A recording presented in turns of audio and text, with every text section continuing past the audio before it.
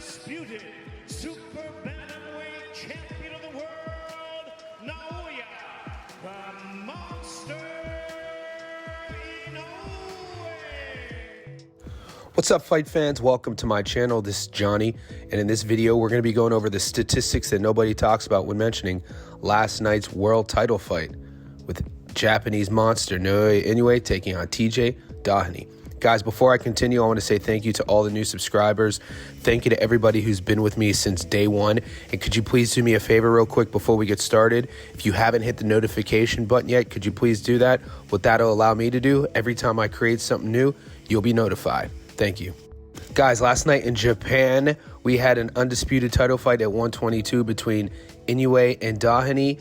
In this video, what I'm going to do is go over the punch stats, the story of the fight, how the power shots helped create that storyline, as well as stay tuned towards the end. I'm going to take you through a play-by-play breakdown in real time with the footage and myself narrating it on what led to the 7th round stoppage between Inoue and Doheny. And I'm also going to finish the video with disproving and debunking some of the mainstream media's theories this morning on what happened to Doheny. People are reporting that he had a bizarre injury or that he quit, but I'm going to tell you from my perspective as a strength and conditioning coach what happens to the lower spine, how that affects the legs and the movement when we get punched or tweak a part of our frontal body. All of a sudden felt the leg go dead, right? Right leg.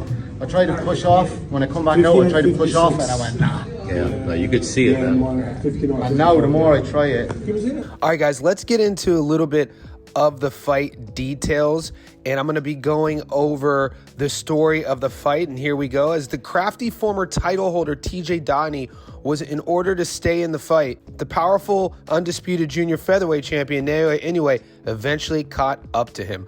One fight removed from suffering the first knockdown of his career in the early going against Louis Neary, Inoue, who currently sits at 28-0 with 25 knockouts, showcased a higher level of patience and defensive responsibility inside Tokyo's Araki Arena as the Japanese superstar took his time breaking down Doheny 26-5, 20 knockouts. Inoue, who's now 31, finally caught up with the experienced southpaw and Japanese fighters. He captured the IBF title at 122 pounds on Japanese soil in 2018 and entered the Inoue fight fresh off a rejuvenating stretch over the past year of 3 knockouts, all in Japan, against fighters with a combined record of 32, 1, and 2. Inoue had trouble consistently breaking through the defense of Doheny in the early going, despite constantly pinning him into the corners of the ring.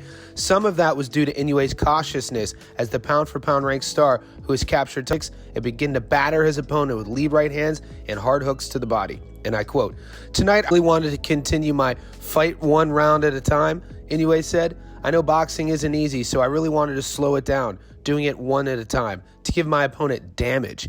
This fight did not end the way I expected, but I'm still in progress. To this match especially, I want to celebrate how TJ Doheny brought this fight into the ring and also to his career, and you can expect more from me in the future." Inoue outlanded Doheny by a margin. Here's some good stats, guys.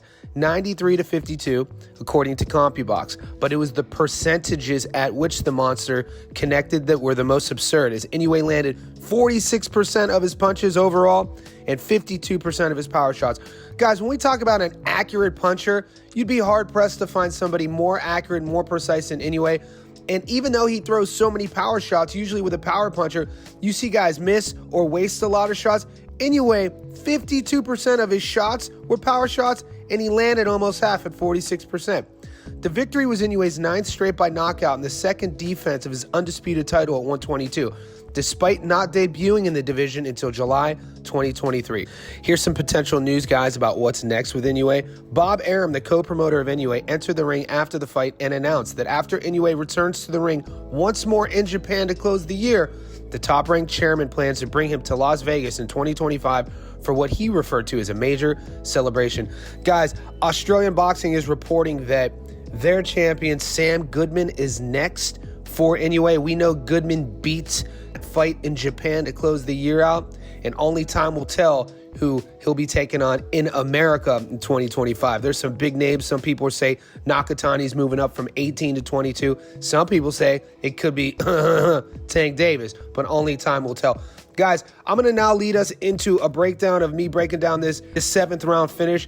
Before we get there, I want to also talk about the injury. Doheny spoke about it in his locker room afterwards. When you have a lower spinal cord injury, in my world, powerlifting, a lot of guys and girls would do this by having bad technique on a deadlift or bad technique on a back squat. And what happens, our lower lumbar spine, our L4, L5, S1, you will slip that disc or get a bulging disc. And when this happens with impact, whether you're deadlifting or in this case, getting punched, you will then have a sciatic nerve release, meaning sharp, sharp nerve pain shooting down either both legs, one leg, or just the one side. And as soon as Doheny felt that shot to the body, and now this was an accumulation effect of Inoue's work and discipline to the body, he literally forced a lower back injury, which caused the sciatica nerve to flare up, which caused Doheny's leg to give way. And that's the injury that happened. That is a very painful injury. Doheny did not quit. He was tough as nails. And it just shows you how big of a puncher Naoya Inoue is. And let's